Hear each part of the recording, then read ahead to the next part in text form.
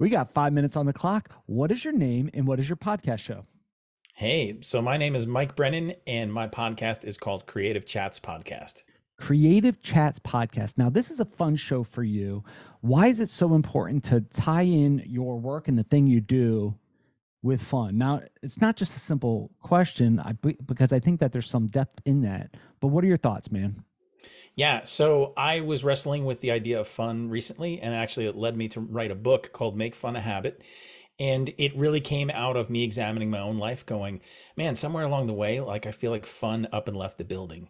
And even though I do creative work, even though there's a lot of cool things I get to do, when you're working for yourself, when you're doing all these things and pursuing a dream, there's a lot of hard work that goes into it. And so you can find yourself pursuing stuff, making things harder than they really need to be, believing the lie that, well, this is work, so therefore it has to be hard and not fun.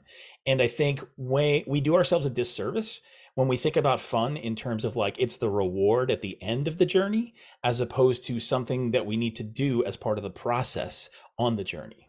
Yeah. One day you just woke up and said, I should write a book on making fun a habit. What was going on in your world? I know we only have a short time here, but what was going on where you're like, I need to make this a habit? This is a book for me, but it's also a book for you. What was that? Yeah, so I had a previous journey where I refer to it as my daily creative habit, where I basically walked away from my art for about 10 years, suffered from depression. That was the catalyst that brought me back to my art. And then I said, can I even do this anymore? And so that introduced this whole idea of let's start small, let's see what I can do, let's be open and see where this journey takes us. And so that took me to actually this very day, 12 years later, doing something every single day, developing a habit and me going, if I can do this when it comes to creativity, I'm sure that I can do this when it comes to fun. And it's fun as a mindset, right? Fun starts here. It doesn't start with, a great opportunity, a big budget, any of those things. That's all kind of extra. Fun starts when we decide that we want to look for fun or make fun in a situation. And so sometimes it's even things that are tasks that we have to do that we're looking for. How can I make this fun? How can I inject some fun into this process? Or, think about it in a different way so that my experience can change and I can start to really enjoy what I'm doing as I'm doing it and not just waiting for the end result. Yeah, so brilliant. I'm so glad you came back to art because you might be listening into this, but I'm looking, you got to check out the YouTube because he has the coolest looking pictures that he did in the background. The artwork that you created is brilliant. Thank Um, you. for the person who walked away from art and creativity because of whatever reason they might be going through, what advice do you have getting them back into it? Yeah. So I would say it is possible. I'm living proof.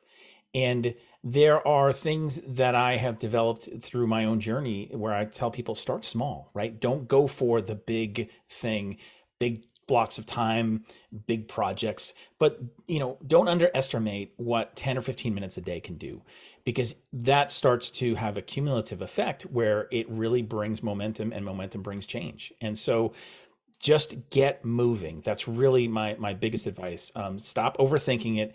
Do something, create something, and then come back the next day and do something else. Yeah. A lot of times when I speak with authors and creators and such like that, having the strategic outcome, like I got to create art because I have to make money, and then art no longer becomes fun, it becomes work. What's a piece of advice you have for making art fun again or creativity Yeah. fun again? I think it's important to have passion projects, projects that are just yours, that are not touched by clients or committees or other budgets.